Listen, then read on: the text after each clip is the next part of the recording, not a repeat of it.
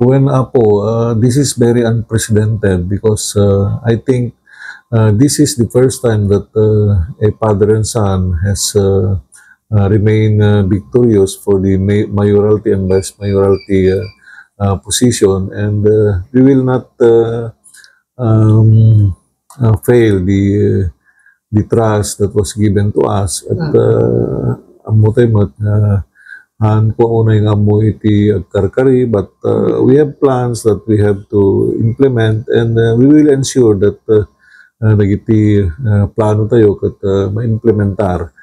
Kasi kung iti mo na gundaway, while I had completed my 3 terms, kat aduda dagiti hantay nga na ipatungpal gapo iti financial requirement and time involved, at maganda talaga na agkasurutan iti executive department and legislative department tapno alisto dagiti kayat iti nakatugaw nga mayor nga maimplementar iti kabayatan iti panagtakem na akas mayor ti ili nga Sara.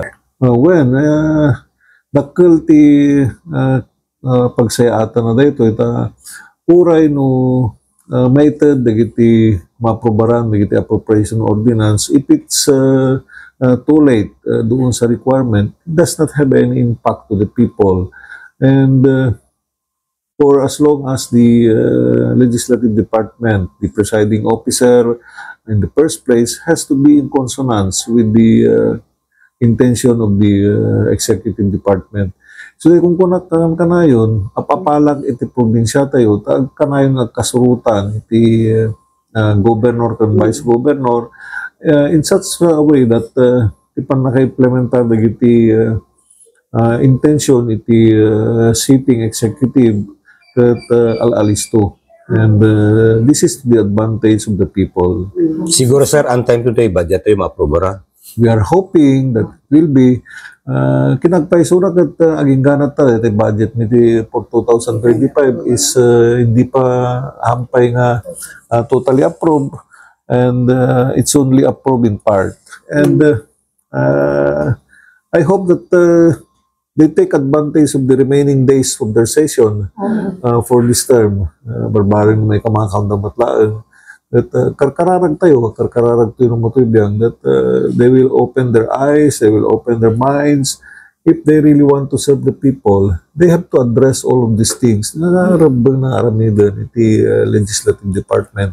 Kadayon ko nga ibagbaga, nahaan nga problema iti executive department dito, hindi ka di problema. Both the legislative and the executive department. Ano awan, itinananay nga panagkinamayat, narigat, agsubli-sublit papeles. No, dasang kabasit, agitudot ti bangir, agitudumot ti bangir. And then, how can you constructively work to complete a certain item? Sir, any reaction kasi majority ti Simrek iti straight iti Sagunong Bayan. Well, agyaman at ti panang sapuyot dagiti kailyan mi kadagiti nagpaydasig nga members iti Sangguniang Bayan. But I think it all revolves on the cooperation of any presiding officer. Whether you have the majority in the Sangguniang Bayan or not, if you do your work as a presiding officer based on the intention at the executive at damad dati makunkunang executive legislative agenda that we have crafted before the start of the term. And sad to say, na awan pulos iti nairingpas na porsyon nga ramidanda as far as the executive legislative agenda is concerned. Sir, any message kaya nakalaban nyo, sir? The message ko kada that I hope that they will have a good health, and there are a lot of opportunities pa naman. They can always look at the future and take advantage of what it will be. That lalaingan da iti mangkumbinsa dito tao no ano iti kayat da nga mapasamak iti ilitay nga sarat no kas pagarigan man tayo sudat mapagasatan. Importante ngamin dito you have a plan. You have to have a plan that is very practical. Kuno easy to doable nga makunkuna.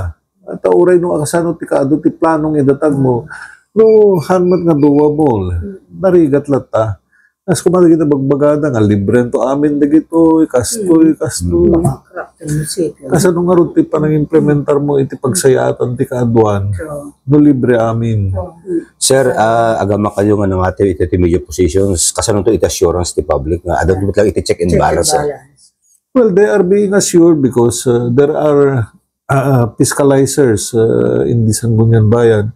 And, I believe that even if you are a majority, there will always be a check and balance because you cannot implement things that is not good for the people.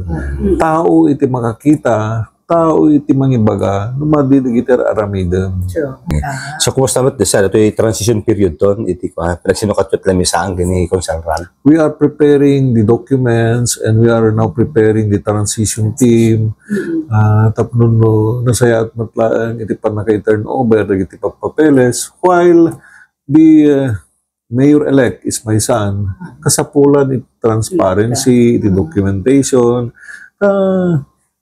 data ti kasasayaatan nga aramiden iti maysang kasla opisina dito rabang nagat very transparent amin. Yaman na kadagiti adu nga nagsakripisyo nga leaders tayo, supporters tayo, ken iti si bubukal nga ili ti sarat kaya da iti makunkuna nga rang ay mataginayon.